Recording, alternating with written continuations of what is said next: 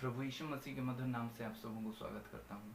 आज के मनन के लिए हम देखेंगे मरकुस लिखे सुसमाचार उसका चैप्टर 7 और वर्स 14 और वर्स 15 को। तब उसने लोगों के अपने पास बुलाकर उनसे कहा, तुम सब मेरी सुनो और समझो।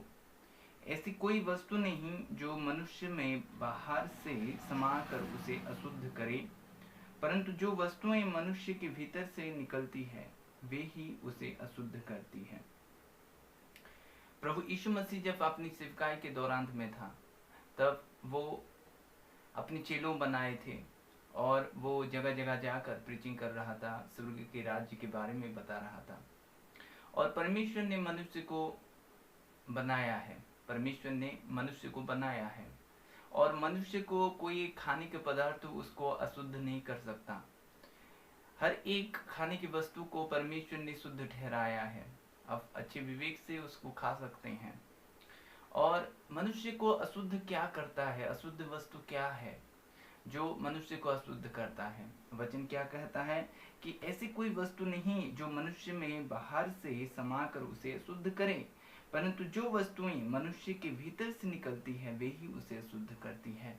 यानी मनुष्य के भीतर से जो निकलता है उसे अशुद्ध करता है, यानी उसे बुरा या भला दोनों बनाता है।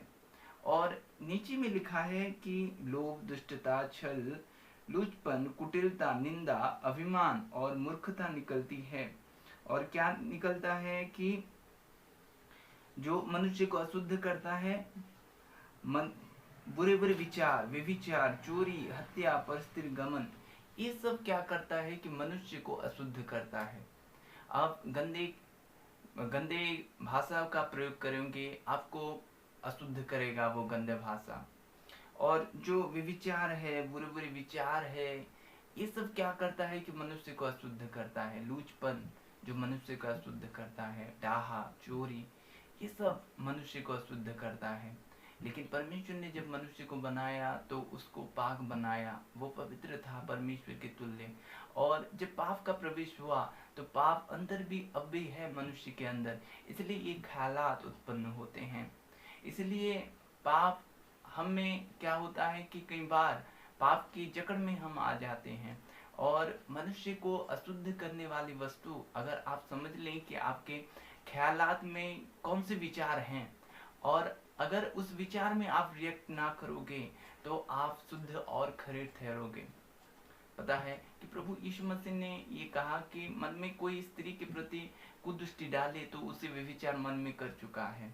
यानी वो ख्यालात अगर मन में ना हो तो मनुष्य को अशुद्ध नहीं कर सकता। मनुष्य को अशुद्ध करने वाली वस्तुएं जो मैंने पढ़ा क्या क्या है कि बुरे बुरे विचार है, व्यभिचार है, चोरी है, हत्या है, परस्त्री गमन है, लोभ है, दुष्टता है, छल है, लुचपन है, कुटिलता, निंदा, अभिमान और मूर्खता। कई लोग लोभ करते हैं, कई लोग दुष्टता करते हैं, कई लोग क्या होता है कि निंदा करते हैं, एक दूसरे के प्रति निंदा करते हैं, खुद के प्रति निंदा करते हैं और कुटिलता करते हैं, छल करते हैं कई लोग। ये सब है जो क्या करता है कि मनुष्य को क्या है कि मनुष्य को अशुद्ध करता है। मनुष्य को क्या करता है कि मनुष्य को अशुद्ध करता है। और नहीं तो खाने पीने का कोई भी वस्तु उसको अशुद्ध नहीं करता। खाने पीने के हर एक वस्तु को परमेश्वर पाक ठहराया, आप अच्छे विवेक से उसे खा सकते हैं, आप अच्छे विवेक से उसको खा सकते हैं। बाहर की ऐसा कोई वस्तु नहीं है जो वो समाकर, अंदर समाकर मनुष्य को अशुद्ध कर सकता है। मनुष्य को जो उसके अंदर निकलता है उसको वो अशुद्ध करता है। आप समझें कि आपको पाक बनाया गया है और आप शुद्ध हैं। आप रिएक्ट मत करें, पापों के राजत्व में ना रहें और इन सारी चीज़ों से जो गंदे वस्तु हैं उससे आप बाहर निकलें। प्रभु इस वचन से आप सबों को आशीष करें। आमीन।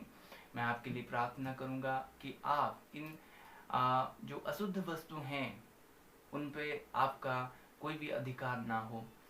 प्रभु जी, आपके लोगों के लिए मैं दुआ करता हूँ खुदावन। प्रभु उनको आप अच्छे विवेक प्रदान करें खुदा। प्रभु जी, उनके मन को आप बांधने में आप अनुग्रह करें खुदावन। प्यारे प्रभु जी, आपकी प्रभु जी राहों पर चलने के लिए आप अनुग्रह करें खुदावन। प्रभु शुद्धता में चलने के लिए अनुग्रह करें खुदावन।